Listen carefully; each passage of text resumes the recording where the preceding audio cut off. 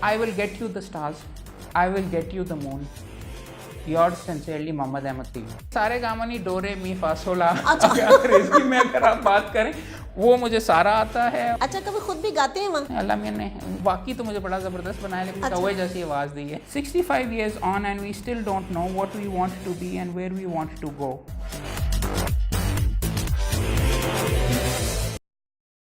अच्छा सर, एक और काम आपका बड़ा जबरदस्त कारनामा था जो मैंने देखा था, आपने लड़ झगड़ के लेडीज बार रूम को एक्सटेंड करवाया था। तो बड़े वकील आपके खिलाफ भी हो गए थे कि आपने जनाब वो आसाइशें हमारी रोक दी हैं, आपने हमारी हवा पानी और पता क्या क्या रोक दिया। बिल्कुल सही आपने बताया कि बार रूम के अंदर आकर वहाँ पे ओल्ड बार रूम के अंदर दोस्तों बीच में मौजूद, और देखिए ये मामला ऐसा था कि इस सेंसिटिव नौयत का था, इसका अप्रूवल कोई 1.5-2 साल पहले हो चुका हुआ था। अच्छा, लेकिन वो करने नहीं देते थे और वो नहीं हाथ लगाया जाता था, because actually old bar room की एक्चुअली थोड़ा एक रोशनदान था जो कि बीच में इससे इफेक्ट होता।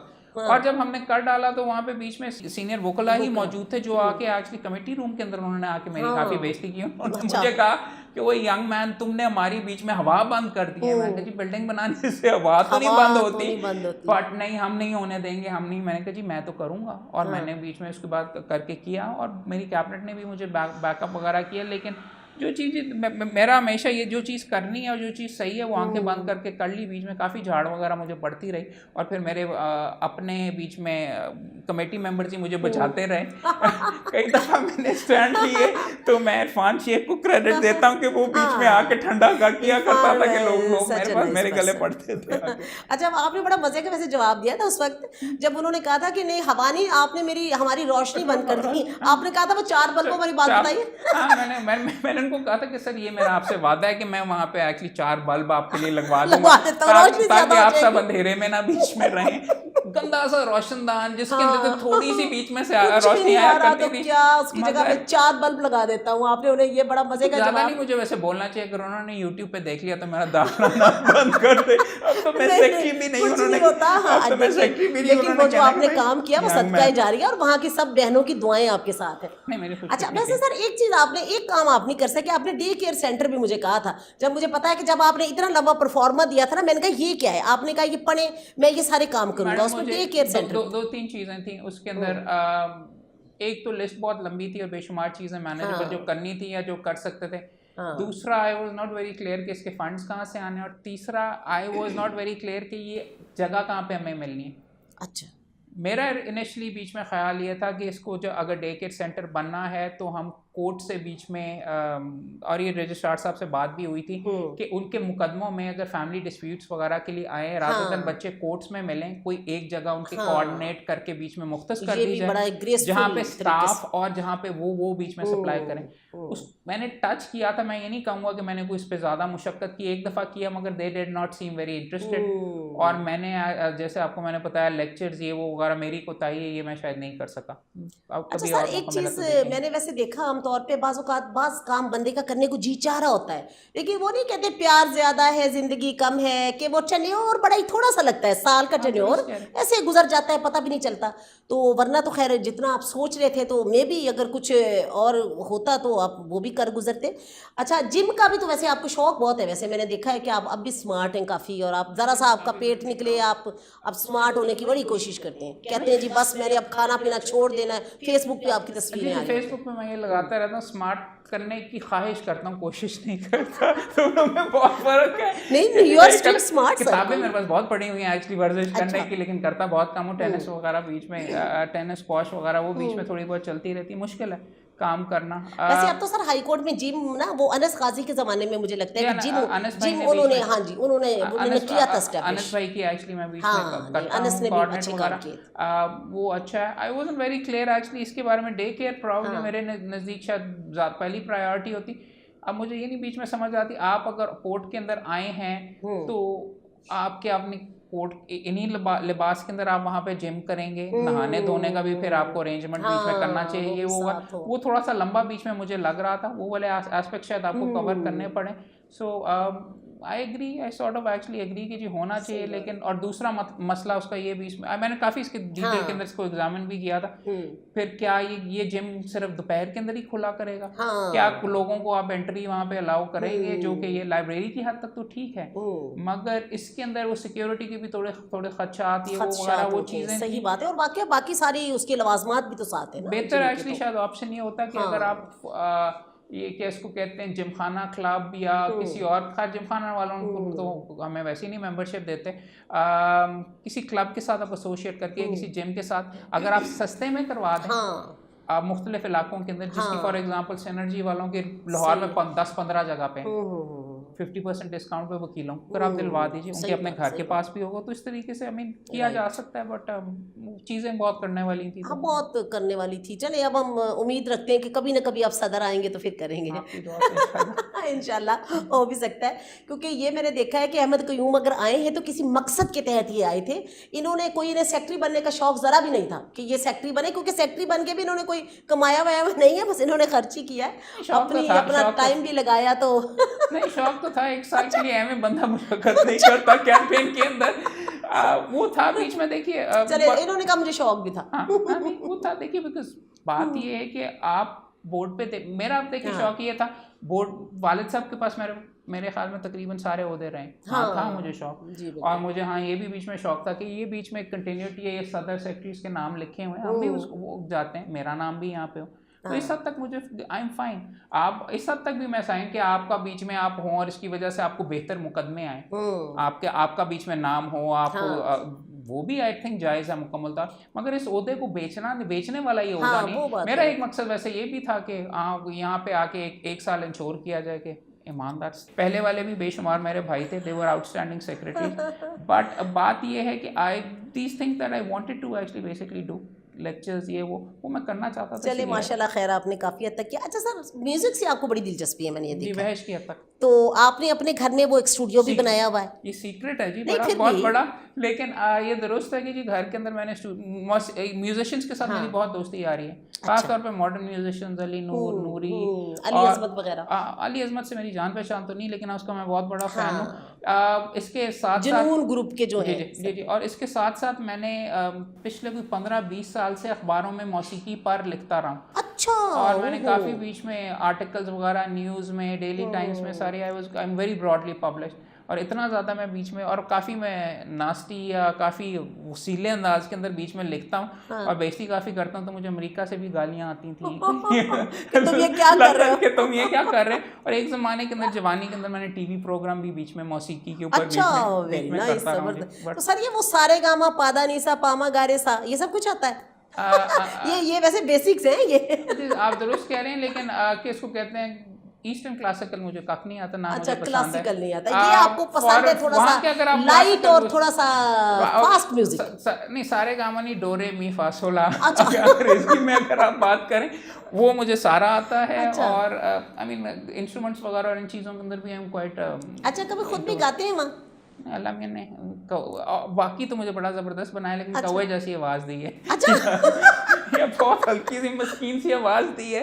अच्छा। तो नहीं, गाने की मैं कोशिश भी नहीं करता, क्योंकि मैं म्यूजिक क्रिटिक है, मुझे पता है मुझे क्या चीज़ें आती हैं क्या चीज़ें नहीं आती। राइट। तो लिखने पर यानी ऑडियंस का आपको बड़ा ख्याल है कि अगर मैं गाऊंगा तो ये सारे भाग जाएंगे। और देखें दूसरा, अगर मैं गाता भी हूँ शायद, तो वो शेर नहीं, मैं सीरियस वकील हूँ ना जी, मरासी वकील। अच्छा, हाँ मरासी वकील नहीं सर, नहीं इसमें अब ये नहीं कह सकते, शौक होता है अपना। हमारे बाज़ वकील माशाल्लाह बहुत अच्छा गुनगुनाते हैं, तो अच्छी बात है। खैर, अच्छा चले कुछ और सुनाइए, अपनी शायरी में से सुनाइए, अब उर्दू का कोई सुनाइए। ये थोड़ा सा मलामती अंदाज के अंदर है। जी ज़रूर। आई थिंक कुछ अर्सा पहले यहाँ पे पाकिस्तान के अंदर बेशुमार धमाके, बेशुमार कत्ल गारत वगैरह, और जब तहरीक तालिबान वाला सिलसिला था, तो उस टाइम के अंदर ये बीच में नज़म लिखी गई है। इसका टाइटल है बारिश के कतरे। अच्छा। तो ये मैं पढ़ता हूँ आपके सामने कि जी, ये बारिश के जो कतरे हैं ये आंसू हैं आज कुदरत के, जो टपके हैं बर्बरियत पे, क्या धो डालेंगे धब्बों को, जुल्म के इन सब धब्बों को। कैसा है तू किसका रब, जागे जब जब मर जाएं सब, ये आंसू हैं कि पानी है, तू सोता है कि फ़ानी है, बेदिल है कि कहानी है, तेरी मंशा क्या है वानी है, तेरी जुल्म की क्यों कहानी है, जुल्म के लाल इन धब्बों को धोकर फिर से भूल जाएगा, हम मिट जाएंगे कोई और आएगा, क्या उनसे भी यूं खेलेगा तू, तोहफा देकर वापस ले लेगा तू, कैसा है तू किसका रब, जागे जब जब मर जाएं सब, ये आंसू हैं कि पानी है, तू सोता है कि फ़ानी है, बेदिल है कि कहानी है तू, कितनी लंबी जुल्म की कहानी है। हाँ, ये क्योंकि सर वो तो मैंने बल्कि एक दफ़ा कहा था कि ये उनके बारे में है कि लोग टूट जाते हैं एक घर बनाने में, तुम तरस नहीं खाते बस्तियां जलाने में। दुरुस्त कह रही हैं। तो देखें कि कैसे ये लोग कैसे वाकया मलिया मेट कर देते थे और नस्लों की नस्लें तबाह हो जाती थी। आप बीच में देखेंगे, ये मेरे ख्याल में मैंने जब लिखा था जब मस्जिद शोदा के अंदर धमाका हुआ था,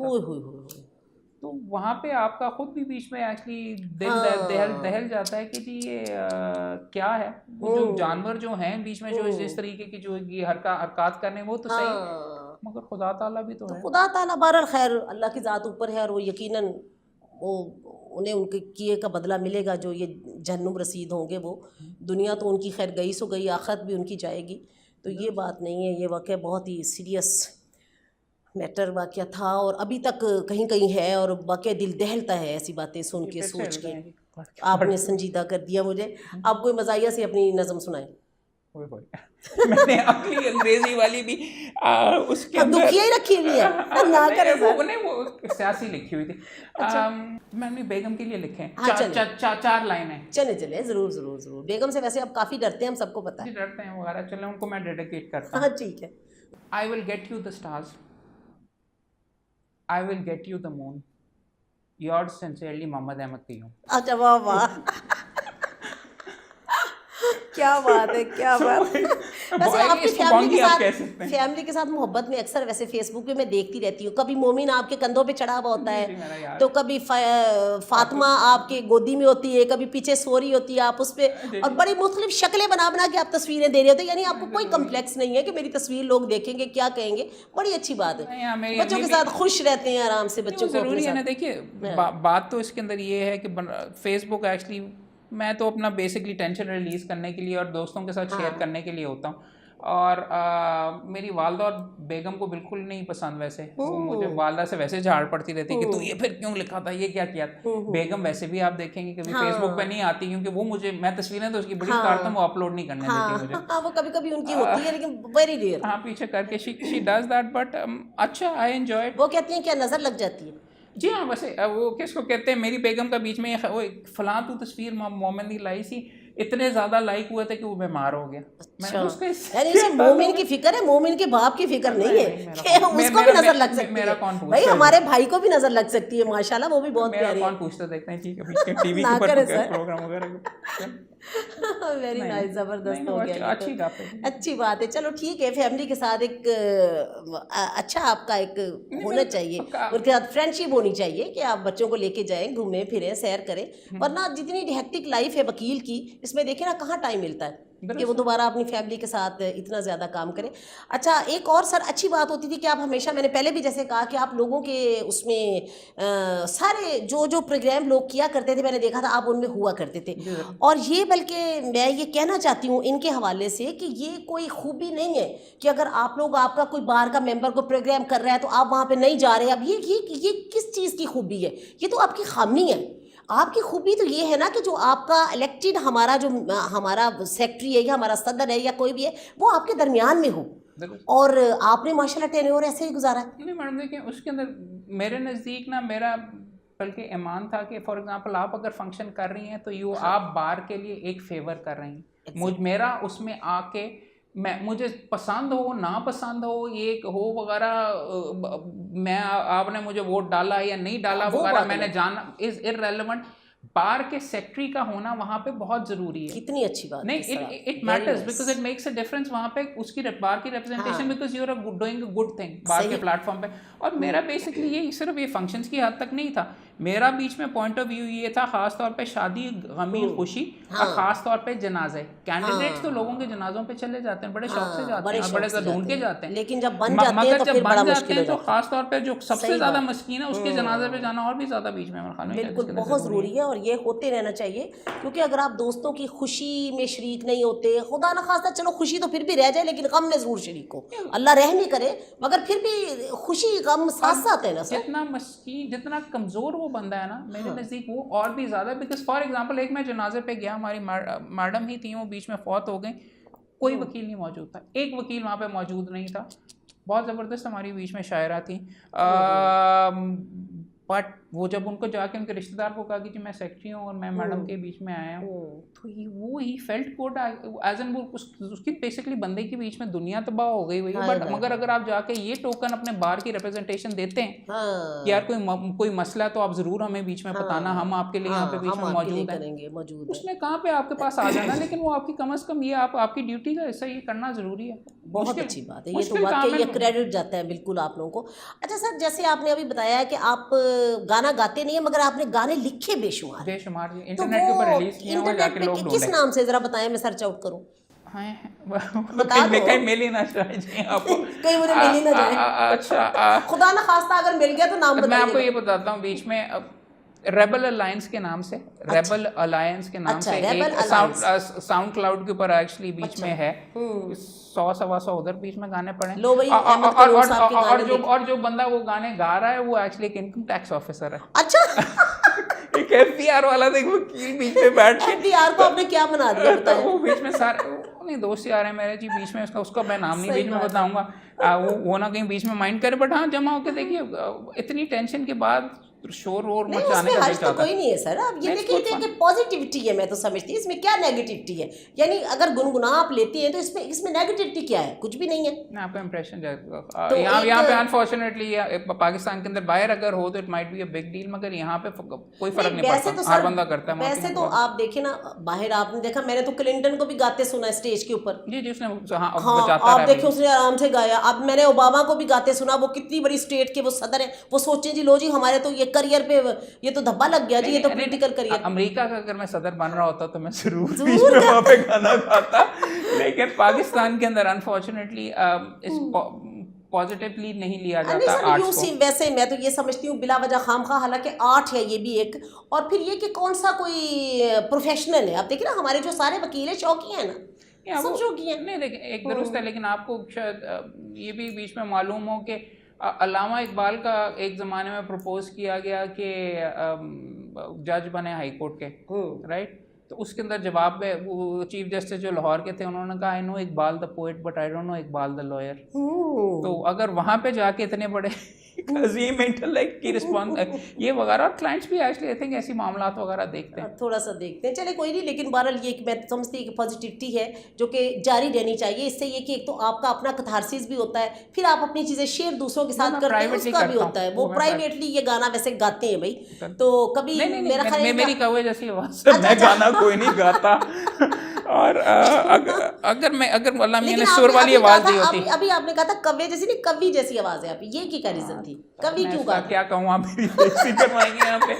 अभी भी कभी बहुत अगर इतनी पतली जुबान अल्लाह मियां ने ना मुझे दी होती तो मैं आवाज़ ना दी होती तो मैं परफेक्ट होता जी। हाँ जरा परफेक्ट है, अल्लाह की दी। देखिए शुक्र अल्हम्दुलिल्लाह उसने एक आवाज़ तो दी ना जिससे आप बात भी कर सकते हैं, लोगों तक अपनी बातें पहुँचा सकते हैं। नहीं मुझे अभी भी इसमें इस आवाज़ की काफ़ी बीच में तकलीफ है। कभी कभार लोग कॉल करके अभी भी कह देते हैं कि आंटी मोहम्मद से बात करा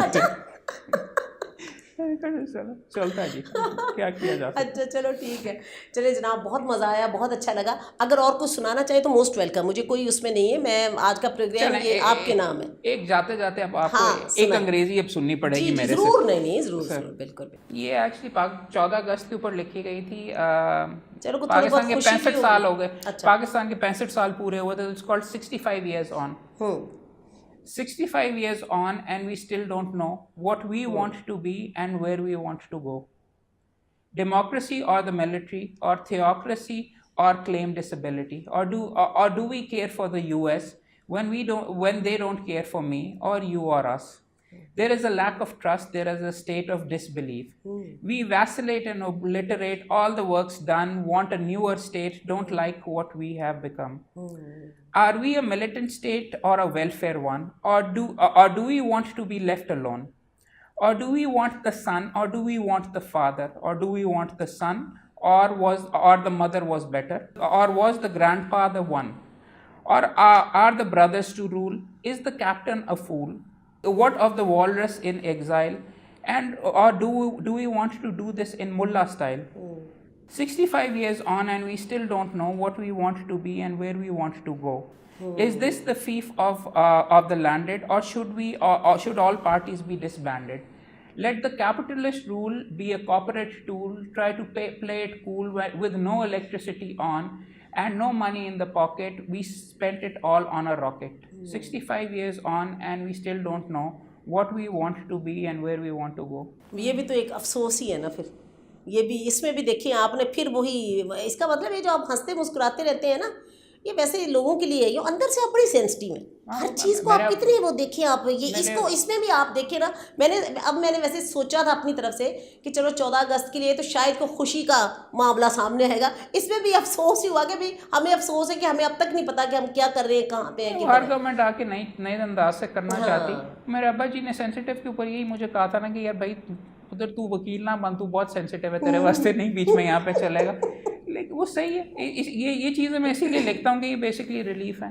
और जो चीज़ें मैं नेगेटिव बीच में देखता हूँ, और हर मुकदमा आपके लिए एक अफसाना है, एक दुख भरी बीच में कहानी है, उसके ऊपर आप लिख के बीच में अपने हाँ ये सही बात है। वैसे बेशक मोहम्मद अहमद क़य्यूम साहब का ताल्लुक एक बड़े ख़ानदान से है जिसमें फादर माशाल्लाह जस्टिस भी रहे, अटॉर्नी जनरल पाकिस्तान रहे, लेकिन मैंने देखा है कि जब ये सेक्रेटरी बने इन्होंने हावी नहीं होने दिया किसी को भी अपने ऊपर। अब्बा की बात भी इनकार कर दिया करते थे कि नहीं भाई ये हो नहीं सकता जी। मैं अभी अब खैर वहाँ पे भी मैंने कहा था, वो दोस्त जिनका मैं आपको बता रहा था वो विमेन बार रूम के बाहर जो था वो बात मेरे अब्बा जी के पास भी गए। अच्छा वो थे, या मेरे ख्याल में शायद फोटो कॉपियर वाले को मैंने हटाया था, तो वो गए, उन्होंने कहा कि मोहम्मद की करता है क्यों, लोगों का रोजी रोटी लगी। मैंने कहा नहीं जी नहीं बनता तो नहीं बनता, मैं नहीं करूँगा। तो मैंने सीधा सीधा अब्बा जी को भी बीच में इनकार कर दिया। अब्बा जी को पता ही होता था ऐने करना नहीं। हाँ वो बीच में मेरे ख्याल कई लोग समझते हैं कि ये बुरी बात है, लेकिन मेरे नज़दीक ये अच्छी बात है। नहीं आपने अपनी जो आपकी ऑब्लिगेशंस थी आपने बड़े एहसन तरीके से उसको निभाया, और आपने बिल्कुल किसी के प्रेशर में नहीं आए। जो अब्बा जी के प्रेशर में नहीं आए, बताएं किनके प्रेशर में और आएंगे। चिश्ती साहब भी यही, चिश्ती साहब भी मुझे यही कहा करते थे कि उन्हें तो अपने अब्बे दी गल नहीं मनता तो साड़ी कदों मन्नेगा भाई, लिहाजा तुसी रहन दियो जो करदा करन दियो। चलो खैर सर, बहुत मज़ा आया, बहुत अच्छा लगा। So nice of you. हम आपकी अच्छी सेहत के साथ लंबी ज़िंदगी के लिए दुआगो हैं। अल्लाह ताला आपको खुश रखे अपनी फैमिली के साथ, अपने घर बार में, और आपकी वकालत में और तरक्की दे और उसमें आप मज़ीद कामयाबियाँ समेटें। और इसके अलावा आप शायरी वायरी भी लिखते रहिए, और यहाँ पे दोबारा इंशाल्लाह फिर किसी और अच्छे प्रोग्राम में आपकी ज़रूर मुलाकात होगी दोस्तों के साथ और दूसरे लोगों के साथ। आई एम श्योर कि आपको बहुत अच्छा लगा होगा अहमद क़य्यूम की ये सारी बातें, बड़ा ऑनेस्टली, बड़ी मोहब्बत से, बहुत प्यार से उन्होंने ये सारी चीज़ें आपसे शेयर कर ली, बगैर किसी कम्प्लेक्स के कि पता नहीं आप क्या सोचेंगे, जो मर्ज़ी सोचते रहें, ये ऐसे ही है बस। और अच्छी बात है कि कम अज़ कम ये देखें ना कि ये कितने ऑनेस्ट है, कि ये रियाकारी नहीं करते, जो है वो बता देते हैं। और ये बहुत बड़ी बात है क्योंकि ऐसे लोग नायाब हैं आजकल के ज़माने में, और मैं तो बड़ी खुश होती हूँ। और ये हमारे बड़े लाडले सेक्रेटरी थे, हमारे भाई थे, आज भी हमारे ये भाई हैं, अल्लाह इन्हें खुश रखे। तो जनाब दोबारा फिर किसी बहुत अच्छे लर्नर लॉयर के साथ मेल फीमेल आपकी मुलाकात करवाएंगे। तो फिर जाते जाते वही छोटी सी बात है, मैं कहना चाहूँगी कि आप भी अपनी फैमिली को टाइम दीजिए, उनका साथ दीजिए, उनके साथ रहें, कोई वक्त तो उनके साथ गुजारें, और अपने रिश्तेदारों, हमसायों, इर्द गिर्द रहने वाले लोगों के साथ हमेशा कंसर्न शो करें, उन्हें लगे कि कोई बंदा हमारा है। तो इंशाल्लाह आप लोगों में आसानियाँ जब तकसीम करेंगे तो अल्लाह आपको बहुत आसानियाँ देगा। तो टिल नेक्स्ट प्रोग्राम इजाज़त दीजिए। अल्लाह हाफिज़, फ़ी अमान अल्लाह।